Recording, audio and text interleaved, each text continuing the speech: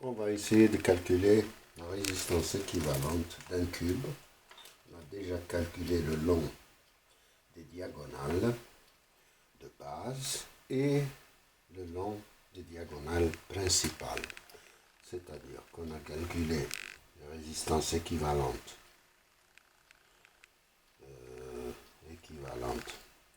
C'est ça, c'est 1, 2, 3, 4, 5, 6, 7, 8. On a calculé, c'est-à-dire les résistances équivalentes des diagonales de base, ça, et on a trouvé que R 7, 8, c'est égal à R 2, 8 est égal, etc., est égal à 5, 3 quarts de R. Alors, le long des diagonales du cube principal, par exemple R3, 6, qui est égal à R4, 7, est égal, etc. Donc, on a 1, 2, 3, on a 3 ou 3, 4. 4, c'est 5 sixièmes de R. Et maintenant, on va calculer la résistance équivalente le long des côtés. Le long des côtés, ici, là, là. Donc, il doit y avoir autant de résistance équivalente qu'il y a de côtés. Donc, par exemple, on va essayer de calculer R4, 3. Voilà, on va commencer par les transformations. Je vais faire un rappel sur la résistance équivalente. Transformation d'un triangle en étoile ou l'inverse, c'est-à-dire si on a une étoile, on veut la transformer en triangle. Si ça c'est R1, ça c'est R2, ça c'est R3. Si on veut la transformer en triangle, si on appelle ça R2', ça c'est R3', et ça c'est R1'. On peut dire que R1 c'est égal à R2' multiplié par R3' sur R1' plus R2' plus R3'. Si les résistances sont égales comme ici, on aura R sur 3.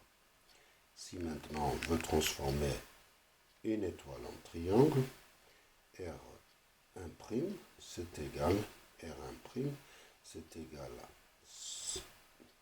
R1 multiplié par R2 plus R2 multiplié par R3 plus R3 R1.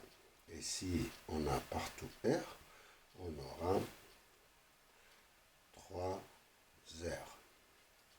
Voilà. Et justement, on va utiliser, puisque ici les résistances sont égales, on va utiliser ça. Ok. Faisons les transformations qu'il nous faut. On a à transformer cette étoile, la première étoile, celle-là, celle-là, celle-là, celle-là et celle-là. Donc on a transformé cette étoile en triangle. Donc on a 3 R, 3 R et 3 R ici. La deuxième transformation, c'est de transformer cette étoile. Donc en rouge,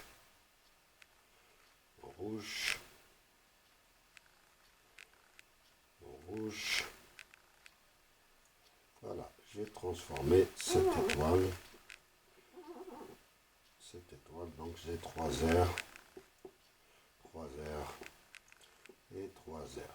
Il me reste maintenant à transformer cette étoile. Il faut se rappeler que là, on a toujours R.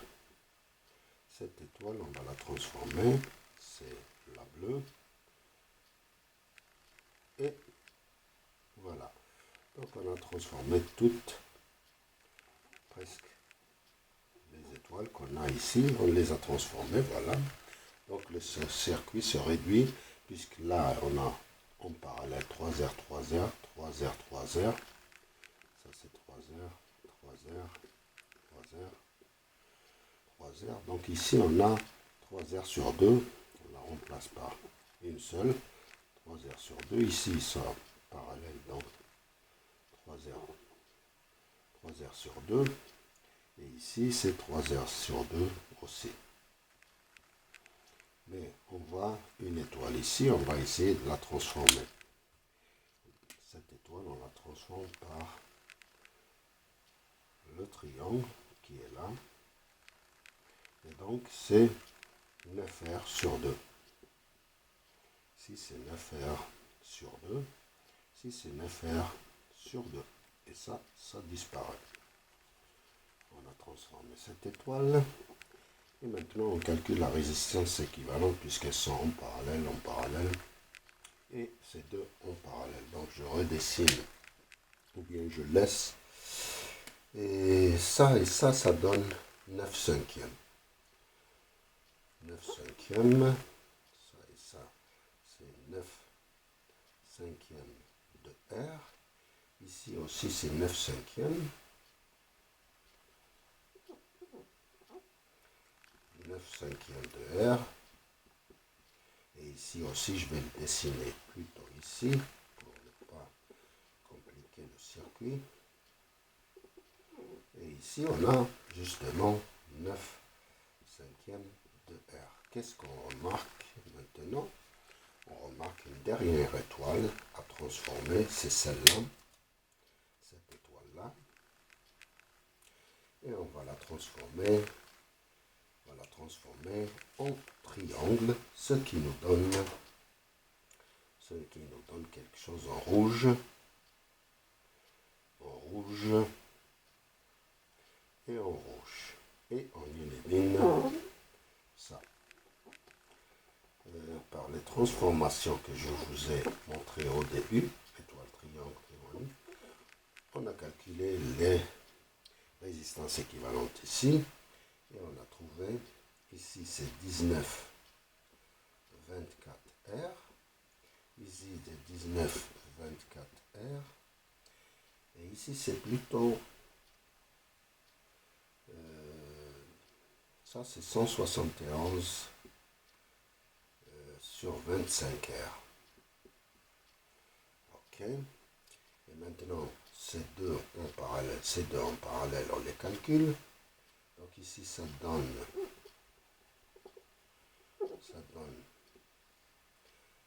19 sur 24R. Ça aussi, ça doit donner la même chose. 19,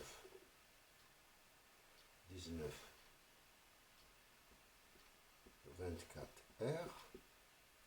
Et ici, ça donne quelque chose, 57 sur 40R. Voilà, on a terminé. Donc en fait, la résistance est équivalente entre 4, 3. C'est 19, 24R plus 57, 40R en parallèle avec 19, 24R. Et ça nous donne soit en valeur numérique, ça nous donne 0, 5, 8, 33R, ou bien en fraction, c'est 839, qui est difficile à simplifier, 4R. Et voilà, on a terminé. C'est un peu plus difficile que les résistances équivalentes le long des diagonales, mais c'est